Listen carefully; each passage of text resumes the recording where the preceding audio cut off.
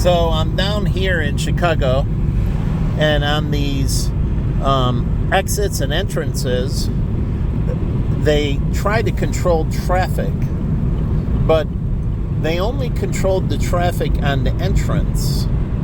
They're not controlling the traffic on the exit. And that's a thing, but they could do, Google GPS could feed information into Illinois traffic management. Truly. And the Google GPS and other GPS services, the government purchased information from Google and other GPS services. So there's Waze, which is owned by Google but independent. And I don't know what Apple's GPS system is and so on. But the government would purchase from them GPS information. Truly. Purchase from them the information. And so it asks permission if GPS location can be on, Google GPS map location can be on when you're not using the map. And then for this, it feeds information in. The government buys it from Google. It buys it from Apple. It buys it from the MapQuest and other GPS services. Even when people print off routes, it has, when you're going to a certain location, when you're leaving, when you're arriving. And so they acquire this information about people's departure path, when they're leaving and what path they're taking and where they're going and where they're getting off. Truly, where they're getting onto the highway or roadways and where they're getting off. Let me get off right here at Wilson. So this information can go into, the government aggregates it, and now it starts using timing. So I'm getting off here, but they can, on the feed going in to the highway, so I don't know if I can legally do this, but I'm going to go across, and it says ramp meter. They need to put red light cameras in there. They're not effective. See, it says ramp meter. Here's the ramp meter. It's really a green light, but it needs all three lights. It's just green and go. You're not supposed to be going that fast, but it goes the red and green, and it times the entrance into the highway, okay, of each car, so they can control the speed of people entering the highway or the rate that they're entering the highway. But for these meter systems to be effective, it's just not one entrance. It has to have all the entrances coordinated along the highway. They have to be integrated into a system. And then they need to put readers on how many people are getting off the highway. Every exit ramp should have a pressure sensor, and when the car crosses over and the motorcycle crosses over, it records it exiting at different ramps. So this is street traffic going onto the street when it exits and coming off the street when it enters the highway. So now they can control the meter system, but they can see the flow by buying the information, the government, from Google and Apple's map system and MapQuest and other mapping systems. I don't know how many mapping systems are out there. So they can buy it from these different mapping systems. The government purchases it from them. And so these mapping systems get a source in the government to sell information to, so it can control.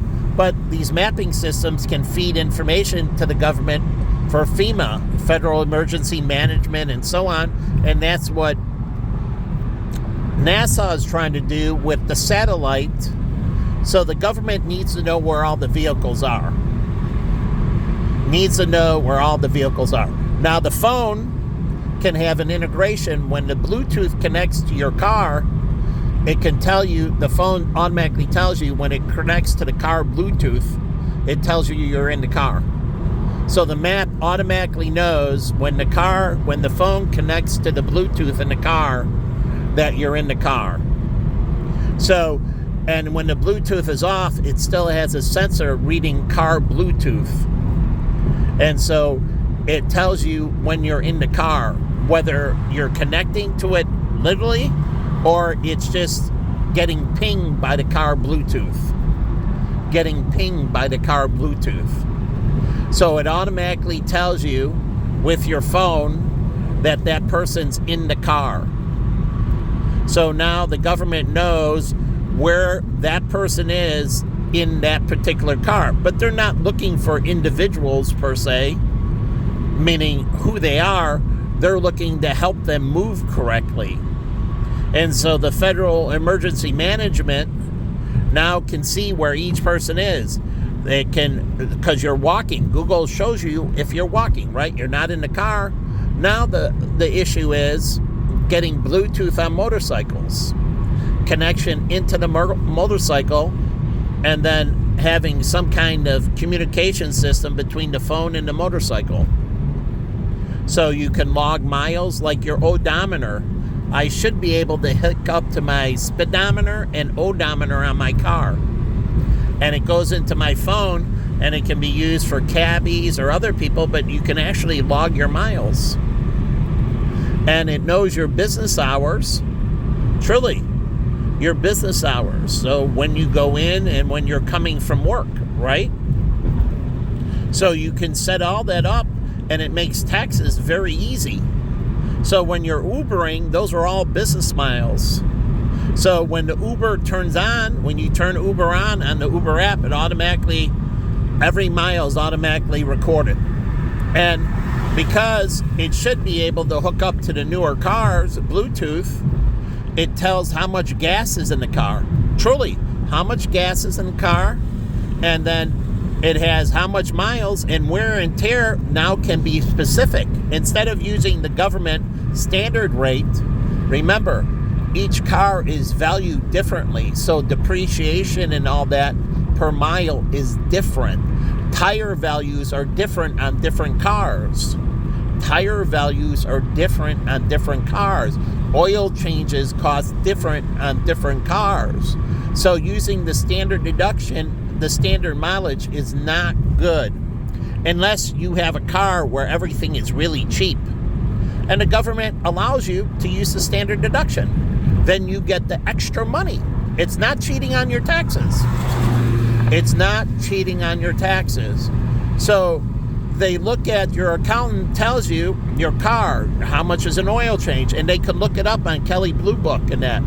I did for the Honda Accord. How much was my maintenance for an oil change, and how much were tires, and when I need to replace them, and what was covered under the warranty, and how many miles before I'm out of warranty. And so your accountant can say, hey, listen, that these things are because everything's covered under warranty. Newer car, things are covered under warranty.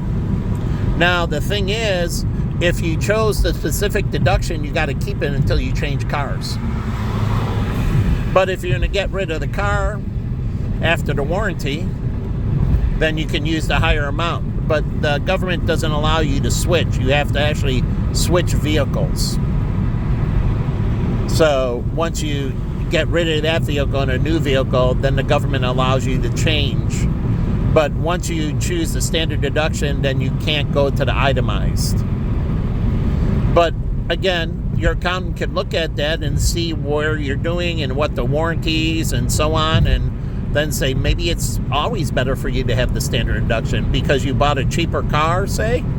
Your cost per mile is cheaper in your vehicle than the standard deduction. And so with warranty, it's even cheaper, but once it runs out and you start paying out of the pocket, it's still cheaper, and maybe you want to stay with the standard deduction. But you buy a Mercedes or a more expensive car like limo drivers, staying with the standard deduction is not good because your tires are more expensive, your oil changes. Now, car washes, they should charge you by the size of the car. Car washes do it all wrong. They need to charge you by the size of the car. Size of the car in the car wash. So subcompacts, compacts, mid-size, full-size, SUVs. Now you got compact SUV, and so mid-size SUV, full-size SUV. Then you have compact trucks, mid-size trucks, and full-size trucks. So now the car wash says, based on the type of car, how much soap it's going to use, how much water, and how much time the cleaning brushes are going to stay on the car. So they don't put $18.99 flat. So they vary it by the cost of the vehicle. So the longer the vehicle is going to be under the suds, and the more water the vehicle is going to use, the longer the brushes are going to be on the vehicle. So you can say rates vary, and your midpoint, and you can say for a compact car, you can give rates. Compact car, $18.99. Mid-size car, $20.99. Full-size car, $22.99. And then with that, you can be in the vacuums for 15 minutes. Truly, in the vacuums for 15 minutes. You can buy up time in the vacuums if you want. You want a half an hour, then you have to pay more. And so, if you want to stay longer in the vacuums, you got to pay up time to get longer spots in the vacuum. And so they have these only designated for longer time. And they tell you for longer time, as you're going in on your app, it tells you that the spots are taken for a longer time, so you only get the 15-minute spot. It's only upon availability. So you go in a car wash, and if the spots are taken, because they use the light sensors, what they use at the casino, to tell if a car is in the spot or the space is empty. So the car wash uses those light sensor systems to tell if a car is in the space or the space is empty. So they can see that, say they have 4 30-minute spaces, and it shows that all red, the 4 30-minute spaces are taken. You can only go to the 15. So it says for a minimum use of the 30-minute spaces per month, you have an upgrade. And if you're not able to use it that many times, we discount you back down to the 15-minute grade.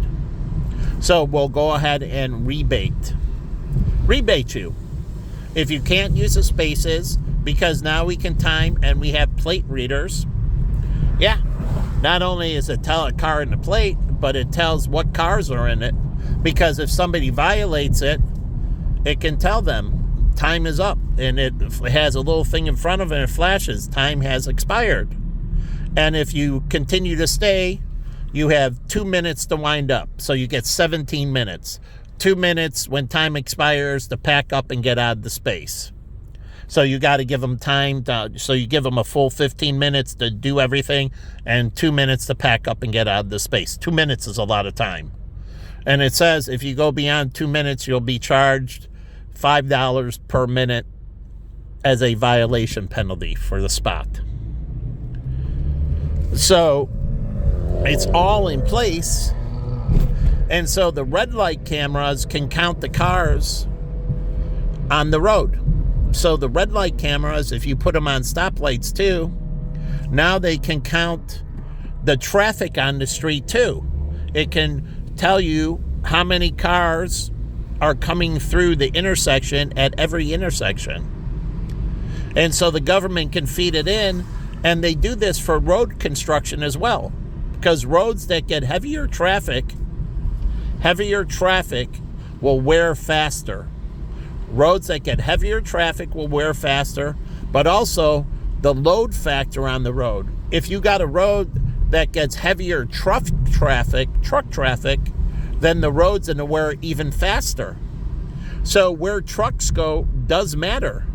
And so on the highway, if all the trucks are taking, through the city, then the city highways are going to wear faster. But if the trucks stay on 294 and go around the city, then the Kennedy Expressway through the city is in a wear shorter. But when traffic sits, remember, gravity compounds when you're sitting. And so all these cars that are parked on the street, that's why you see those wheel, like here. See those roadway? You see the two dark spots? Those are where cars drive. And that means where the cars drive, the road is sinking. And you see it's getting a higher point. It's naturally crowning to where tires naturally go. So that means this road, because of traffic, is sinking in those areas. And so that's creating water. And that creates black ice. So these roadways will get black ice in the natural path of cars if it isn't salted right. Because it has a crown, and then it has two bevels on each side, and it retains the water. As I showed you, the water is getting retained in those pathways that are in front of me, and that's where the water is going to freeze, and it's going to create black ice. They're not going to see the ice. It's a very thin coat of ice.